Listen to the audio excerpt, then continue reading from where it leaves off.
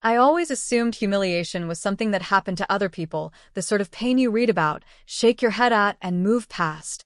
I never thought I'd be the one standing there one night, surrounded by laughter and clinking champagne glasses, while another man told a room full of strangers what my wife liked in bed. My name's Daniel, 38, from Portland. I work in marketing, not the flashy type, just the standard 9 to 5 with polite smiles and endless PowerPoint decks. My wife, Lauren, was in event management. She had a way of lighting up a room just by walking in. People noticed her. I used to love that. Then one day, I started hating it. We met in college. Back then, she was the wild one, the girl who danced barefoot on grass at midnight. I was quiet, deliberate.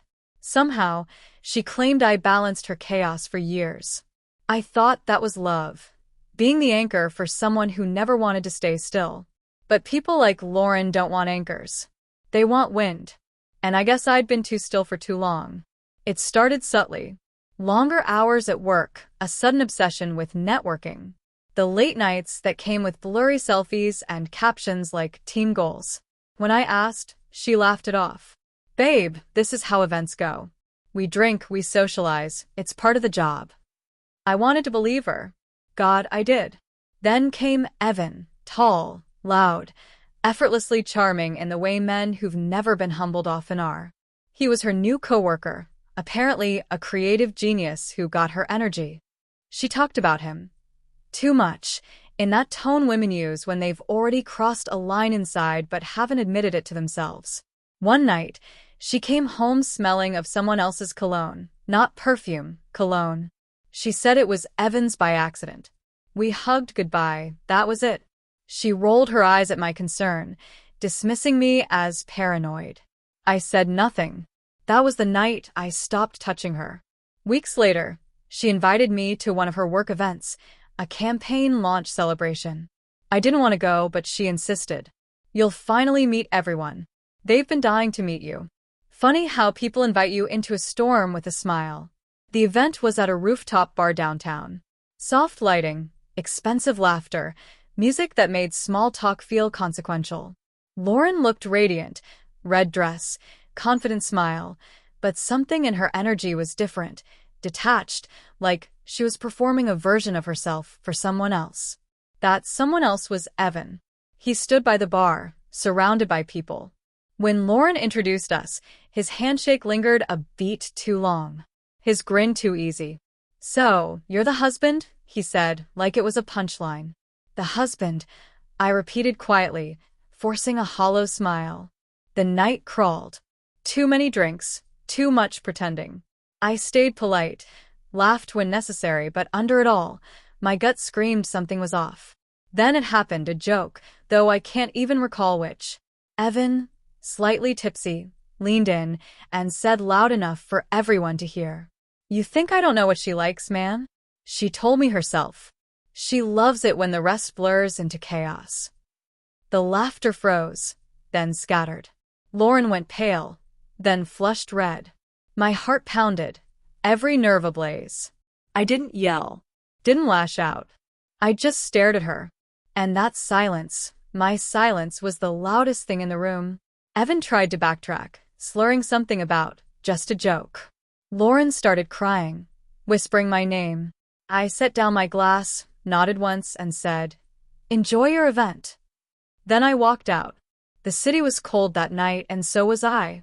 I didn't know it then, but that was the beginning of the end and, strangely, the start of my peace. I didn't sleep.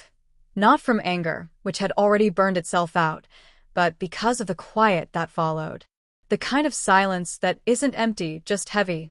I sat on the bed's edge, staring at her pillow, once scented with lavender, wondering when I stopped being a husband and became a placeholder. Lauren came home around 2 a.m. She didn't speak at first, just stood there, like a child awaiting punishment. Her makeup was smudged, her eyes puffy. "Daniel," she whispered. It wasn't what it sounded like. He was drunk. I didn't move. "Did you tell him?" I asked softly. Her lips parted, then closed. That pause told me everything. She tried again. He twisted it. "It was a joke." "You told him." I said, steady now. Tears came fast, desperate. I raised a hand gently. Stop. Just stop. For the first time, she listened. I didn't yell. Didn't accuse. I just spoke almost to myself. You know it's funny, Lauren? I used to think love was about protecting someone else's heart. Turns out sometimes, it's about protecting your own. She sobbed quietly. Please don't do this. But I was already gone. Not physically yet, but emotionally. Something inside me had switched off. The next morning, I packed a small bag. She tried to hold me, begged me to talk, but I had spent years talking to someone who'd stopped listening.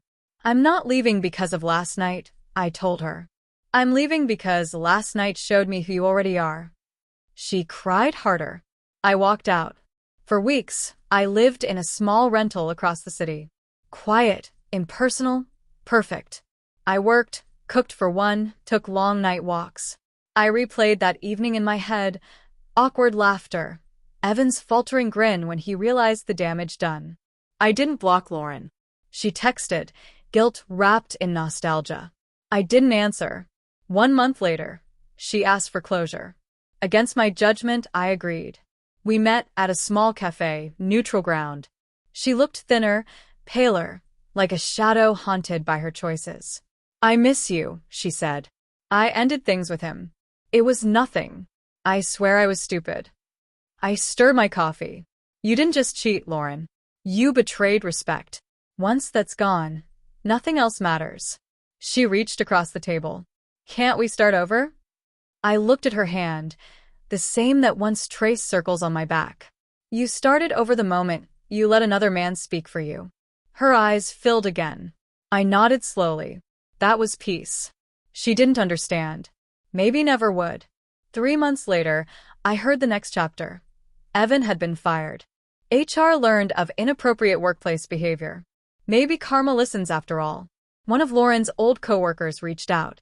I just said better than before. And I meant it. Sometimes peace doesn't come from fixing what's broken. It comes from leaving the ruins and realizing you don't miss the noise. I sold our house, moved near the river, jogged again, read again, became myself again. People think revenge is fire, but nothing burns longer than indifference. I never exposed her. Evan did it for me. Lauren tried one last time. A short message. I hope you're happy. I typed back once. Yes. Then deleted her number. Sometimes I think of that rooftop night. The glasses clinking, the laughter cutting off, the look in her eyes when she realized she'd lost something real. Not for what she did, but for what she allowed. That's when I learned what every man eventually does. It's not the betrayal that breaks you. It's the moment the person you loved stops protecting your name. Once that happens, no apology rebuilds what you buried. So yes, he claimed my wife in front of me, but I reclaimed my life right after, and I never gave it away.